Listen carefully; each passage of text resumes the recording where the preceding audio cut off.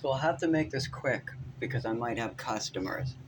But while I was IDing people, I remembered a fantasy or something that my mother created as a fantasy. And there are people today that can still remember her making up this fantasy and basically go over it.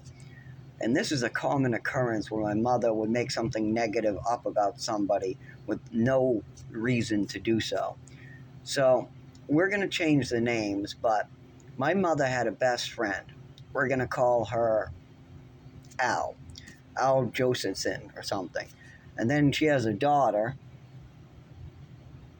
and we're going to call her Armani. I don't know. Just got to pick up random names. But anyways, so we got Al and Armani.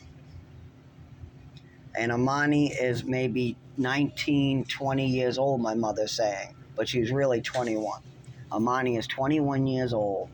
Her mother, my mother's best friend, is about my mother's age, probably in her 50s or 60s.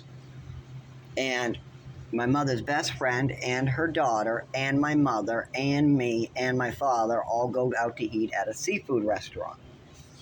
At this seafood restaurant, my mother's best friend's daughter, Amani, orders an alcoholic beverage.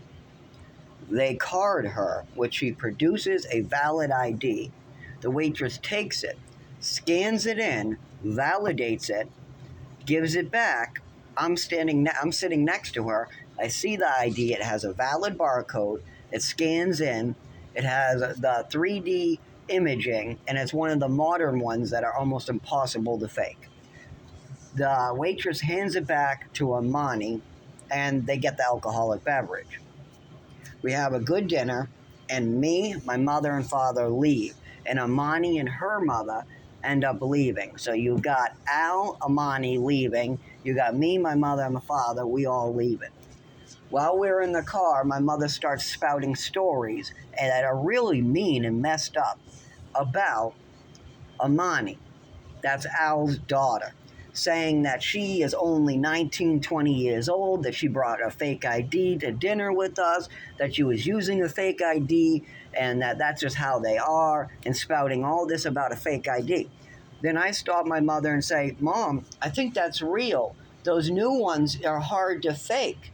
I'm only about 12, 13 years old. I don't know. I might be older, like 16, but I'm definitely younger than 16.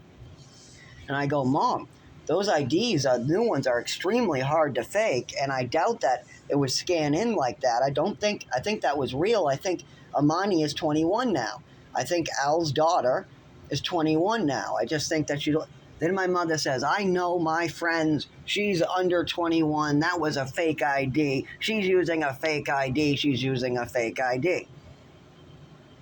And that's all my mother did. She spread around rumors that Al's daughter, Amani, or remember I changed the names, was using a fake ID at our dinner.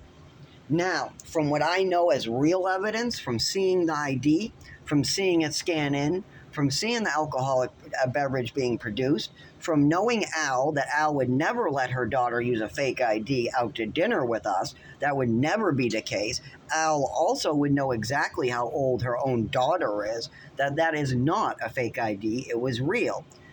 Amani was 21. She bought her beverage with her ID. No big deal. She was out to dinner and she bought a drink legally and exactly as you were supposed to. But then on the way home, my mother has to make up a fantasy and try to spread rumors that could be hurtful towards Amani and Al's family. And this is one that my mother was very good at. She would take nothing. There was nothing there. Amani bought an alcoholic beverage with her ID at dinner. There's nothing wrong there. But then my mother will make up a fantasy and turn it into something bad. My mother used to do this to me and get me hurt all the time. So now what does my mother call it? Oh, it's a fake ID. She could have got us in trouble. We should punish her and all this other stuff. That's the way my mother was thinking, and that's what she was doing constantly to me. This is one real example when she did it to somebody else, though. She ended up doing this to Al and Amani. but they probably never even knew it. We were going home in our car and they were going home in their car.